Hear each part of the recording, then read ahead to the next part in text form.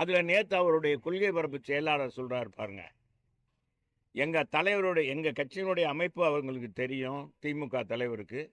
எங்கள் தலைவருடைய பிரச்சாரம் அதை தான் மெயின்.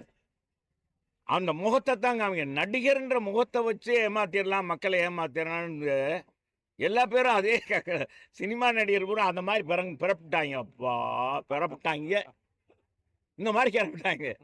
நடிகர்கள்னா ஓட்டு போட்டுருவாங்க, அது கூட்டம் கூடுறதெல்லாம் வச்சுக்கிட்டு என்ன ஏய் நடிப்பை வச்சு அப்பா முகத்தை பார்க்கறதுக்கு தான் மக்கள் கூட்டம் கூடுறாங்க. அந்த நேரத்தில் கைதட்டிட்டு போயிடுவாங்க. இதெல்லாம் வான வேடிக்கை மாதிரி தான். ஒவ்வொரு நடிகரும் மேலே ஜொலிக்கும். ஜொலிக்கிறதுனால அது நிரந்தர வெளிச்சம் கிடைக்குமா?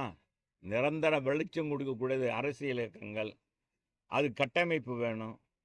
அண்ணா திராவிட முன்னேற்ற கழகம் எங்கள் தலைவர் புரட்சி தலைவர்னா அவர் மாதிரி ஒரு படத்தில் எவனாச்சும் அந்த மாதிரி படம் மினிமம் கேரண்டி எம்ஜிஆர்.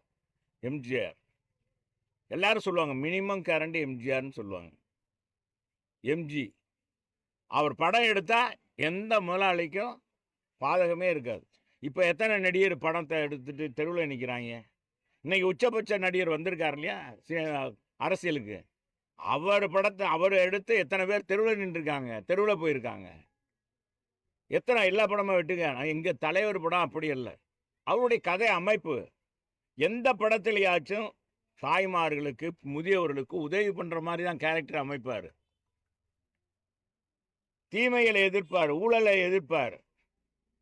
அப்படிப்பட்ட அவர் திரைப்பட நடிகர். அவர் சினிமாவுக்கு வந்தார். படிப்படியாக 52லேருந்து அரசியல் இயக்கத்தில் உழைத்து சினிமா சாட்சியை பிடித்தான்னா எல்லா பேரும் நாங்கள் அவராக ஆயிடுவோம் அப்படின்னு சொல்லி நினச்சி வந்தீங்கன்னா இங்கே இருக்கிறது அப்புறம் கடைசியில் காணாமல் தான் போக முடியும். எல்லா நடிகரும் காணாமல் போயிட்டாங்க.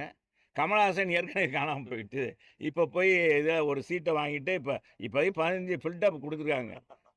அதெல்லாம் உங்களுக்கு சீட்டு இல்லை, நீங்கள் பேசாமல் இது பண்ணுங்கள், இல்லைன்னா உங்கள் படம்லாம் தயாரிக்க முடியாதுன்னா முடிஞ்சிருவார்.